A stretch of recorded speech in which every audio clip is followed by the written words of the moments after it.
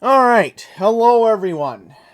We're going to recap the 2022 NFL playoffs, and I have never completely recapped a playoff before in the NFL, and I should have done it in the past. I don't know why I never did. But yeah, we're going to talk about each of the games, how I felt about them, and just what led up to the Los Angeles Rams winning the Super Bowl.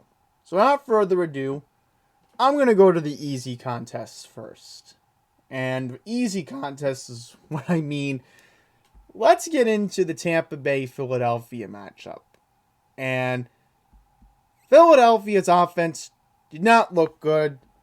Tampa's defense was just all over them. And Tom Brady and his Brady bunch were able to take care of business. 31-15 win. The Bucks, of course, had their injury problems, and we'll get into that in the divisional round, but that pretty much summed up Philadelphia's exit. No offense pretty much destroyed their chances. Just like how there was no offense for the Patriots against the Bills right here in the AFC wildcard round, and pretty much led to Buffalo destroying the Patriots as expected. And it could have been worse. If you're Big Ben, knowing that this is your last professional game in the National Football League, you could only put up 21 points against the Kansas City Chiefs, thus ending a very interesting career for Ben Roethlisberger, who has won 2 Super Bowls in his entire career. So, it was Big Ben's last game, and not an imaginable way he would ride off into the sunset. So, hey, does Ravensburger make the Hall of Fame? Only time will tell. Obviously, we'll get into the Tom Brady controversy later on. Sticking to the last of the AFC games, the Bengals. They put up a pretty good fight against the Raiders. It was Las Vegas' first time ever since their move to Vegas that they got in. And obviously, what led up to everything going on was that the bottom line, Bengals were the better team in terms of how they were able to close out down the stretch. The Raiders did look okay. I thought Derek Carr had an okay game other than what happened, and I'll summarize it by going down to right around here. So this is the summary right here. So this is it right here.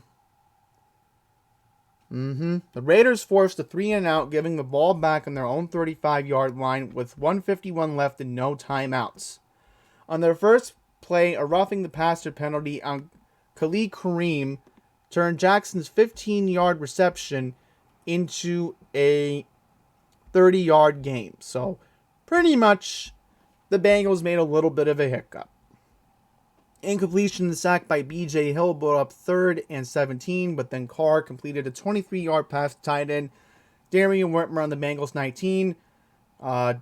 Pretty much 2 incompletions, brought up 4th and goal. See, the thing was, the Raiders actually had a good drive on their last possession of the game. Okay, that's the point I was trying to make here.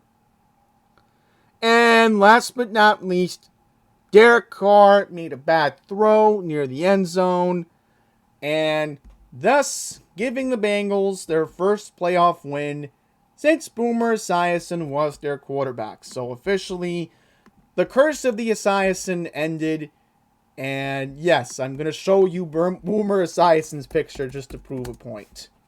Just to prove a point. Let's see if we can find it. Hello, Boomer Esiason. Yeah, that's how much of a joke the Bengals franchise has. But you know what? You get lucky. You know, that I will say that was a good drive. But you know what? You're not going to close out and pull off the road upset, you know what? Derek Carr get another chance maybe? Maybe he does. And you know what? The Raiders are hosting the Super Bowl in 2024. Who's to say they can't? Okay. Now let's wrap up the NFC. Whew. Let's just get to the easy game. The Cardinals looked completely out of it. It's like Kyler Murray didn't even want to play. That's how bad that game was. The Rams were able to take care of business, and Stafford looked like he really wanted it more, and that's what happened. And you know what? The Cardinals could be the third team in a row to host the Super Bowl. Depends if they get lucky, given the fact that the Rams are going to be the favorite to win the division next season. And then we go to the 49ers. Wow. Did anyone see what happened in Dallas? Did anybody think the Niners had a good chance to win? I thought they had a decent chance. And what's so easy about the Cowboys was that, just like the Raiders, they had a pretty good chance to go down the field. And I'm going to read the ending, because it was sort of similar to what Vegas was trying to do, but there was an epic fail for the Cowboys. And I'll explain that right now. Okay, here we go.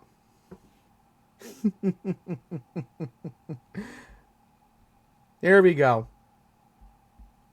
Dak Prescott, scrambled 16 yards down the middle of the field to the 49ers' 24-yard line with 7 seconds left and no timeouts. So what happened was Dak Prescott thought he had a pretty good chance to snap the ball, maybe get a miracle play, maybe try to get a touchdown for 25 yards, and maybe get a miracle. Nope. So that's what happened. And you know what? Another fail in Jerryland. And all I'm going to say is that was another embarrassing moment in the history of the Dallas Cowboys. So, obviously, they will be up for discussion winning another division title, but can you ever win, Dallas Cowboys? It seems you never can. Maybe you'll have like an odd year where you get lucky like the Atlanta Braves did and maybe end up winning the championship. Because that's what Urinating Tree said. Wait a minute, the Atlanta Braves actually didn't lose for once? Just making a reference to him, but yeah. So that's what happened in the wild card round. Now, let's get into the divisional round, which was insane. Where do I even begin? Let's start with the Bengals and the Titans. First up, all these games, I'll just summarize the first three. All of them were won by a field goal. And all of them were decided thanks to quarterbacks pretty much leading their teams down the field. For an example, Joe Burrow in Tennessee led his team down the field. The Rams had a big lead against the Bucs. And in fact, Tennessee and Cincinnati, in that game, it was pretty close. But this Ram-Buck game, it looked like the Rams were going to completely say goodbye to Tom Brady. And you know what? You know what happened? The Rams blew it. Somehow, some way, Matthew Stafford was able to make the most important throw of his entire career. Bigger than any other monumental moment he had with the Detroit Lions.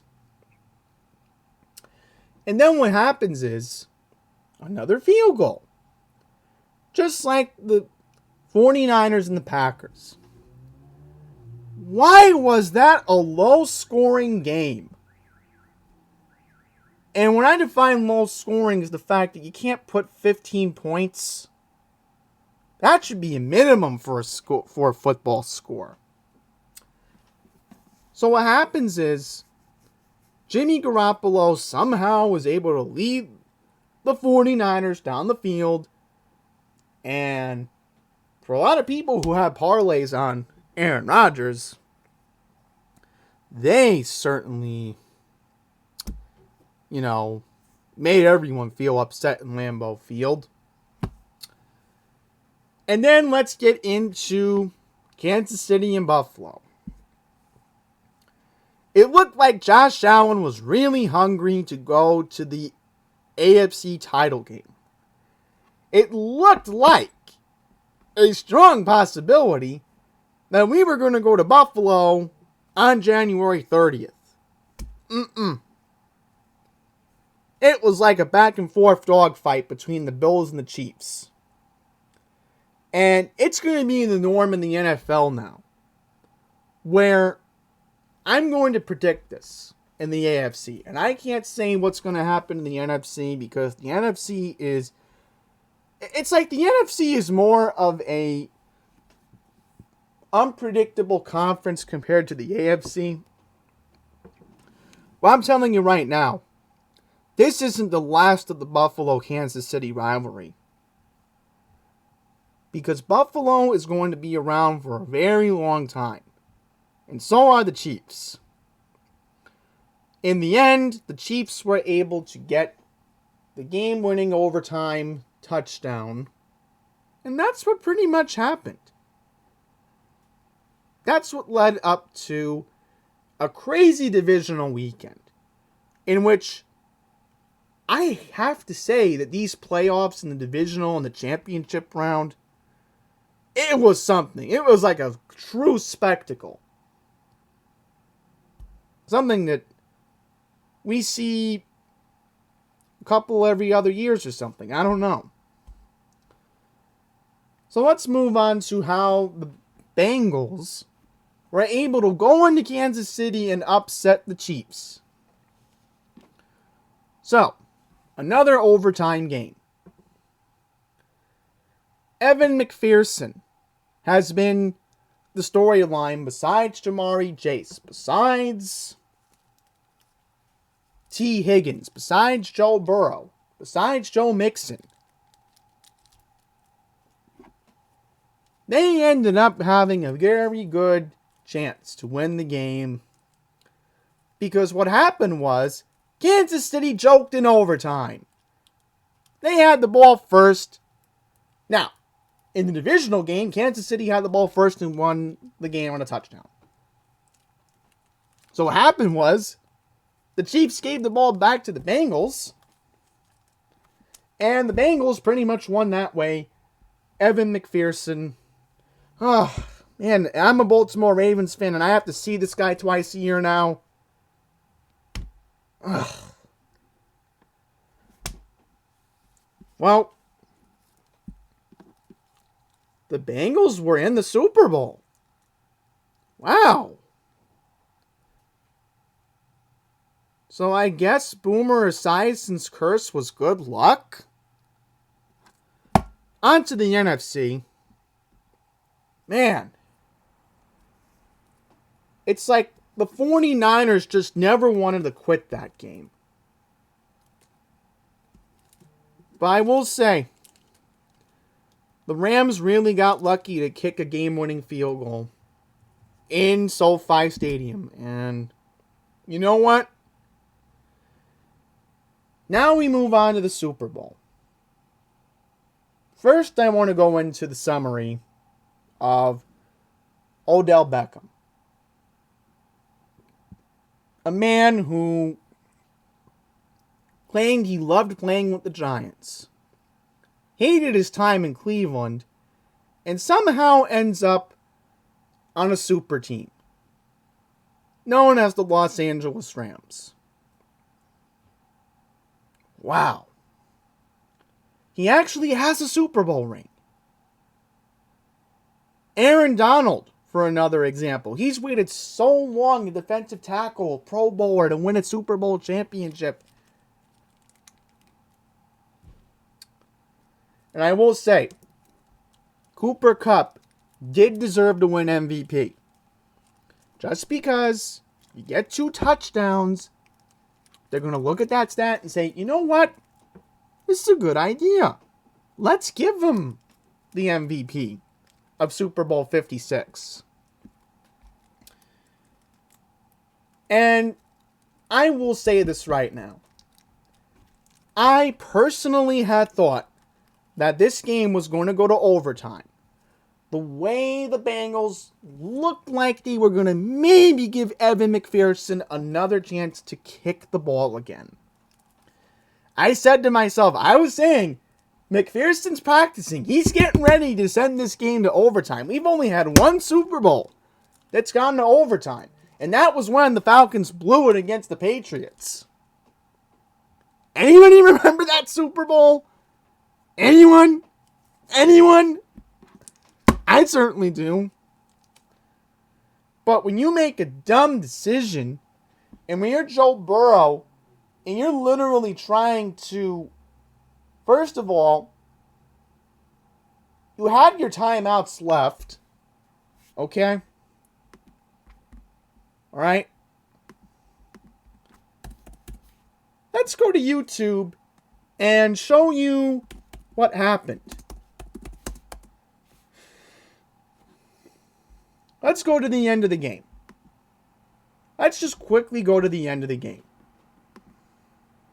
Right here. Right around here. Okay, here we go. This is it right here. Now I'm going to mute it so that way I don't get claimed for copyright. So this is the play right here.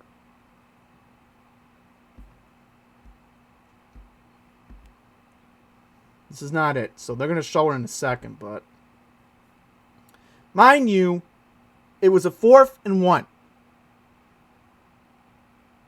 Trust me, if I was smart, and if I was completely smart, I would have just ran the ball, quarterback sneak, and I would have been like, okay, let's spike it, and then run it, give the ball to Joe Mixon. How in the world do you not let... Now, I know, I'm a Ravens fan ranting about this. But if I'm the offensive coordinator for the Ravens, I am watching this over and over and over again, thinking that this could have been Lamar Jackson. Alright? This could have been Lamar. That could have been Lamar over there. Okay? Watch it again. Watch it again. What was Burrow thinking? What was the offensive coordinator thinking? You do not go shotgun on a 4th and 1 midfield. How do you do that?